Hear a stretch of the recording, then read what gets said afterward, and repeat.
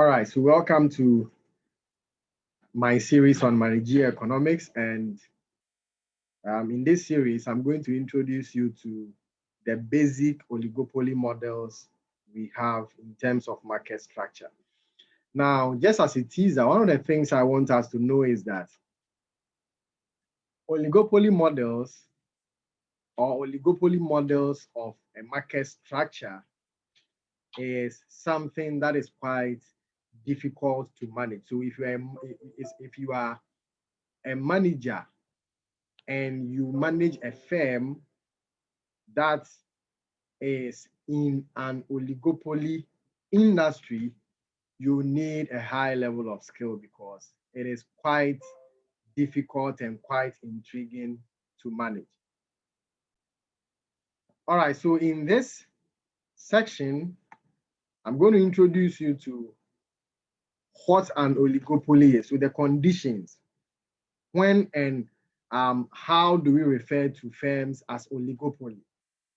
And then I'm going to show you the reason why in an oligopoly situation, managers have to develop a very high level of skill, because in oligopoly, there is a very high level of interdependence among the firms. So I'm going to show you the role of strategic dependence in an oligopoly market. And then also in this section, I'm going to introduce you to the 4 oligopoly models we have. So if you want to look at oligopoly, the structures, how oligopoly firms behave. Okay, their behavior can be summarized in 4 main models.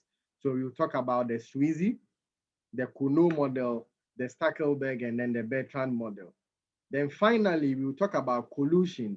Now, one of the things I want us to know is that usually in an oligopoly situations, the firms compete against themselves.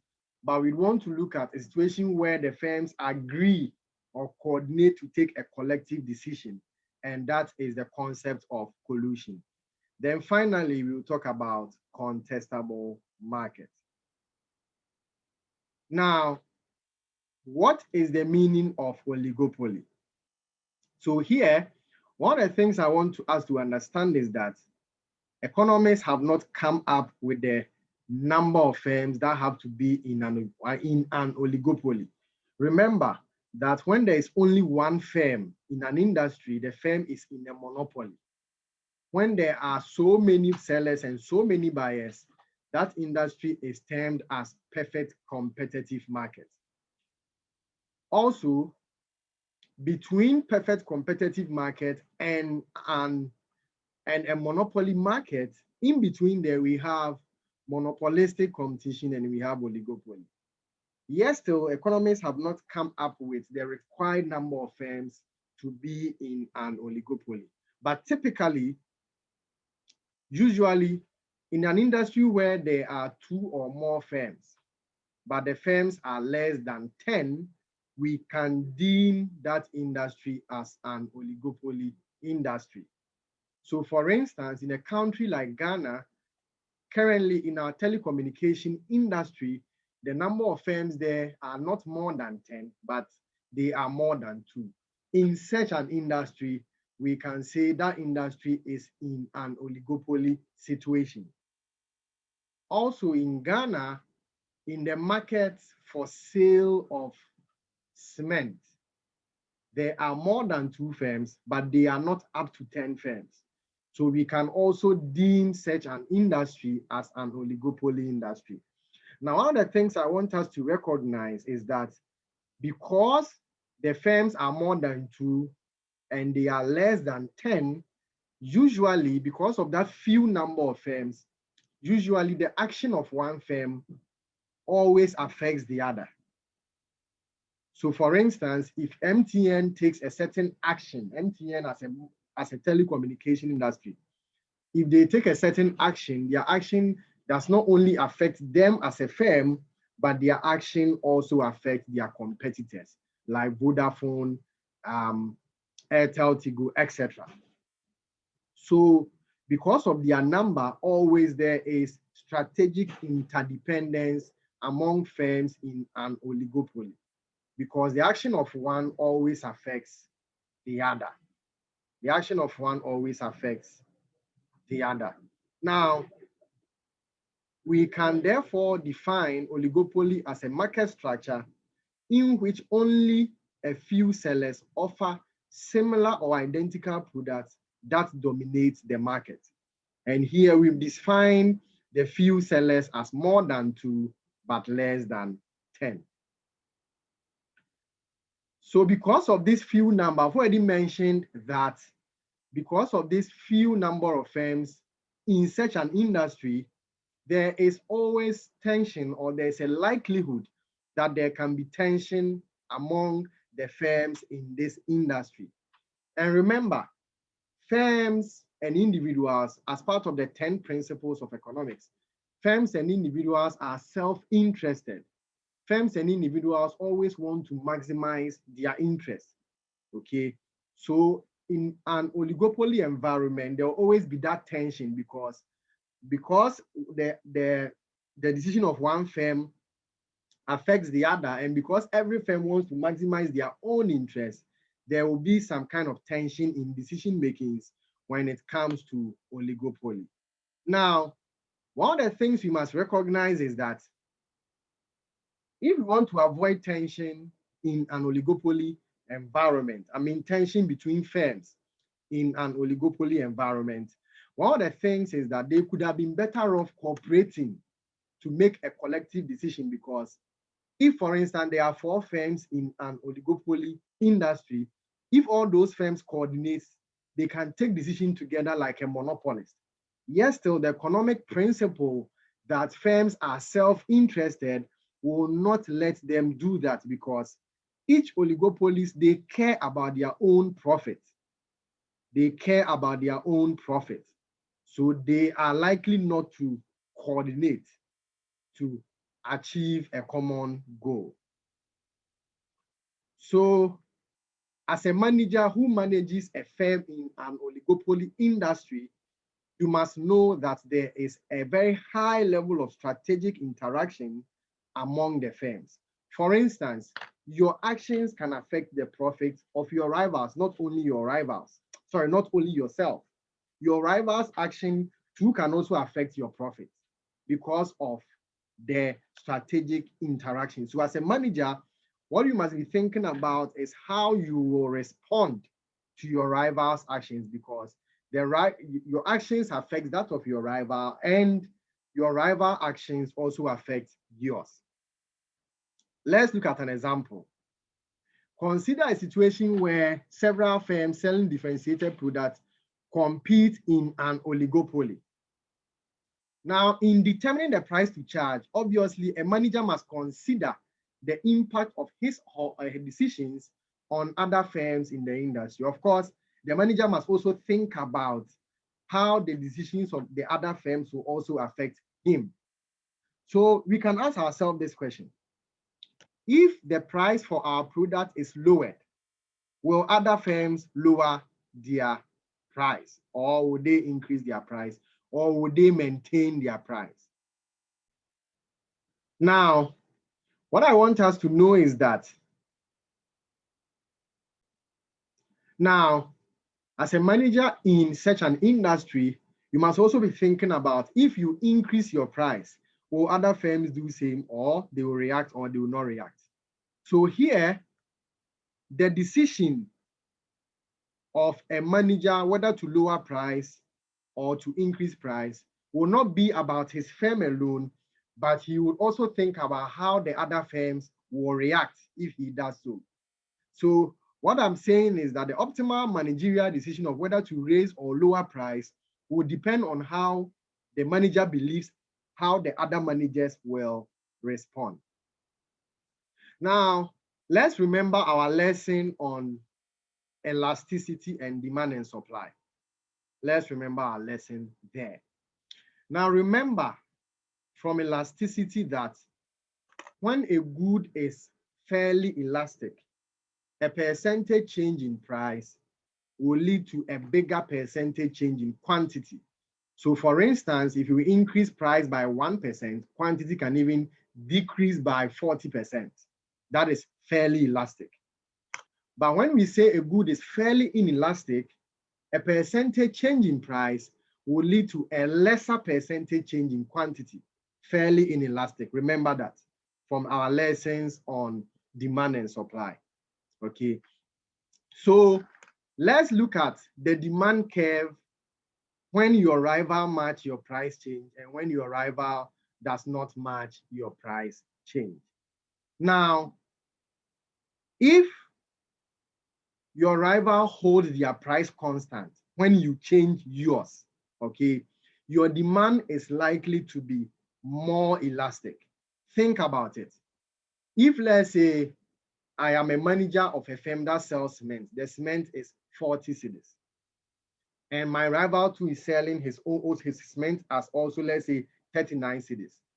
Now, if for some reasons the cost of production of my firm goes up and I increase the price of my cement, okay, if my rivals do not increase theirs, holding theirs constant, it's likely that all the consumers will now leave mine and go and buy mine and go and buy that of my rival. So what that means is that a small percentage increase in my price has led to a very big percentage decrease in my quantity.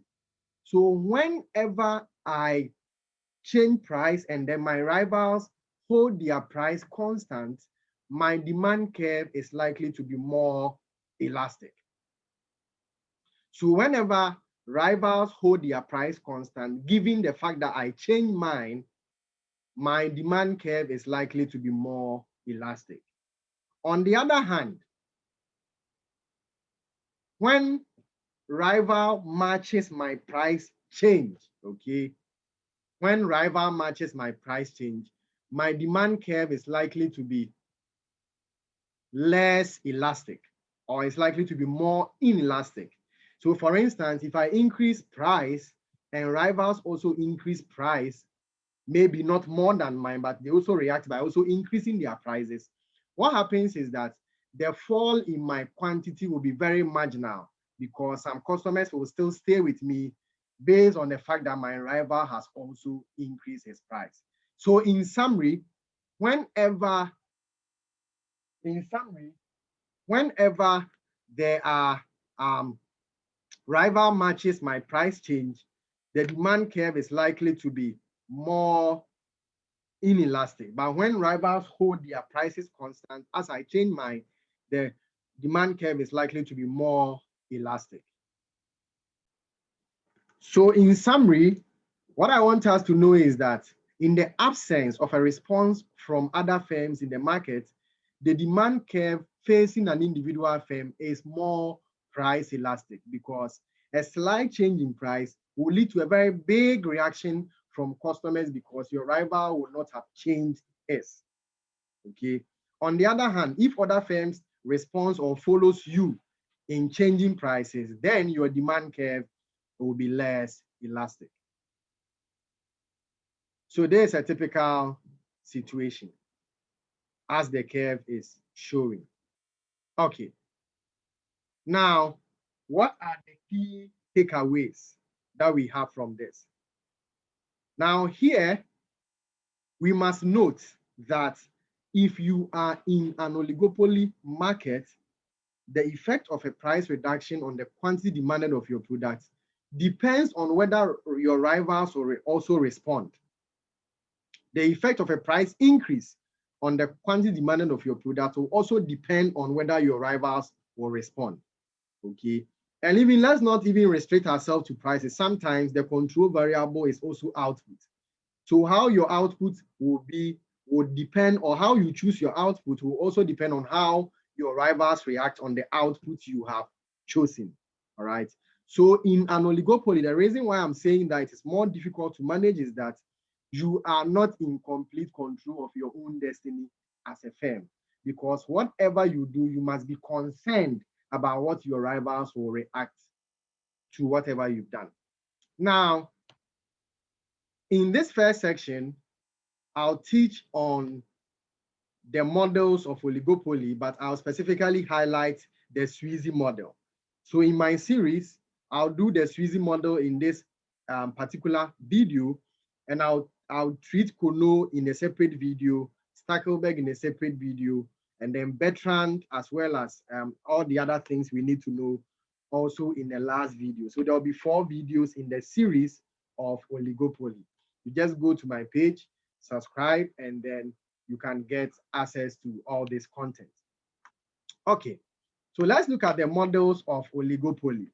When we talk about models of oligopoly, what it means is that if you want to look at the several forms oligopoly industry can take, we can, in general, we can categorize the several forms of oligopoly industries into 4 main forms, okay? So economists have come up with these models, which will help us understand the behavior of firms in an oligopoly market. That means that the behavior of firms in an oligopoly industry or market can be looked at in 4 main ways, or from 4 main points of view. So this brings us to the Sweezy model, the Kono model, or the Kono model. We have the Stackelberg model, and then we have the Bertrand model. Let's start with the Sweezy model. Now, here, every model of oligopoly has their own characteristics, and that is the driving force of that model. So we need to know the characteristics very well. Now, when it comes to Sweezy, this model is based on a very specific assumption a very specific assumption regarding how firms will respond to price increases and price decreases. So let's look at the characteristics of the Sweezy model. So every oligopoly industry that has a Sweezy nature, in that industry, there are few firms in the market serving many customers. Of course, this first characteristics is general for all oligopoly environments. Number 2, the firms in there, they produce differentiated products. And this is what will make the firms have price setting power. You can only remember in the video for monopoly, you can only, and even monopolistic competition, one of the things that give firms power to set prices is the fact that their goods are different from that of their rivals. So in this Sweezy model, one of the characteristics of the firms is that the firm, they produce differentiated products. Obviously, there are barriers to entry. No firm can just join anyhow, okay?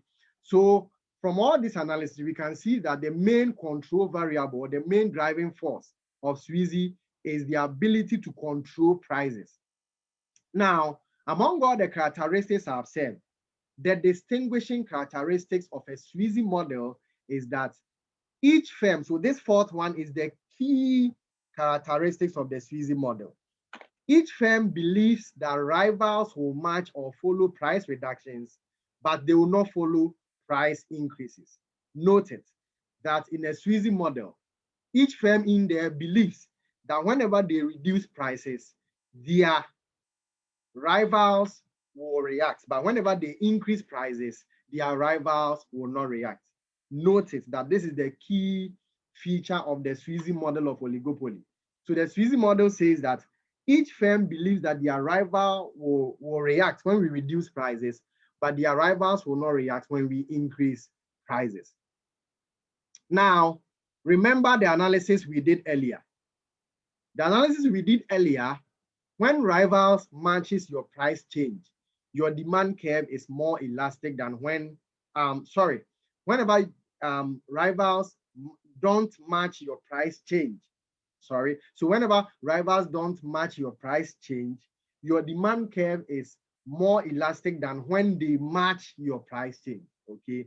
Now, let's assume that this is the equilibrium price here. This is the equilibrium price, So let's assume this is the equilibrium price. Now, above this equilibrium price, we are increasing prices. And below this equilibrium price, we are reducing prices, okay? So what it means is that above the equilibrium price, rivals will match your price change. So Okay, so remember that the key assumption of Sweezy is that when you increase price, okay, they will not match it. But when you reduce price, they will match it. So that means that above the equilibrium price, we are increasing prices. That means that our rivals will not match it. So we are looking at not matching. That means that above the equilibrium price here, okay, above the equilibrium price, they will not match it. So above the equilibrium price is more elastic. But below the equilibrium price, they will match. So below the equilibrium price, it is less elastic. So above the equilibrium price, the demand curve is more elastic. Below the equilibrium price, the demand curve is less elastic. So the demand curve will not be a straight line. It will be a king demand curve. So this is how it will look like, the green line. So the green line shows that the demand curve above the equilibrium price is more elastic, but the demand curve below the equilibrium price is less elastic, okay? And this usually happens. Think about it. Let's say we are in an industry, let me still use the example of cement industry. Like for instance, if a cement industry, if a cement company like let's say Gasem, if they increase their price and then the rivals does not match, okay, that means that at that point in time, their demand curve will be more elastic.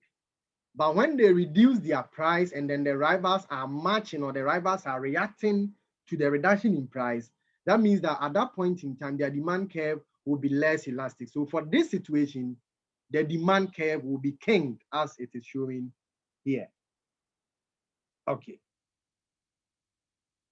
Now, what is the equilibrium point of a Sweezy model? What is the equilibrium point of the Sweezy model? Now, because Sweezy is also an extreme, because Sweezy approaches monopoly, okay, because oligopoly approaches monopoly, because oligopoly approaches monopoly, they also have the equilibrium points like that of the monopoly. Most of the oligopoly models, not all of them, but most of them have the equilibrium point like that of the monopoly, okay? So here, the equilibrium point is achieved when the marginal revenue of the king demand curve is equal to the marginal cost. Remember, for monopolies, the equilibrium is when marginal revenue is equal to marginal cost, okay? So here, we are saying that the equilibrium point of a Sweezy model is when the marginal revenue of the Sweezy is equal to the marginal cost, okay? And then that is that for Sweezy. Now, there are several criticisms of the Sweezy model. Number one, it offers no explanation of how the industry settles on the initial price, okay, that generates the king demand curve. And then also, however, the initial price and the managers believe, based on managers' experience with the pricing patterns of the rivals in the given market. Okay, so basically what we are saying here is that it offers no explanation on how the firm that initially sets the price thinks. It offers no explanation because the other firms will react to the firm who changes the price. But as to the things that goes into how the firm that initially changes the price, that's it. There is no explanation as to that. Okay. All right. So the takeaway from here is that if you are a manager of a firm in a Sweezy model, or let's say if you're a manager of managing a firm and we have the situation where if you increase price, your rivals will not increase theirs. But if you reduce yours, they'll reduce theirs. The best way to manage your firm is to use the Sweezy model to formulate your pricing decisions. All right. So this will bring us to the end of the introduction of oligopoly, and then this will also bring us to the end of the Sweezy model. In the next video, I'll teach on the Kono model. Please do well to subscribe, to share, and then to like, and then to comment. Your feedback will greatly be appreciated. Thank you, and see you in the next video.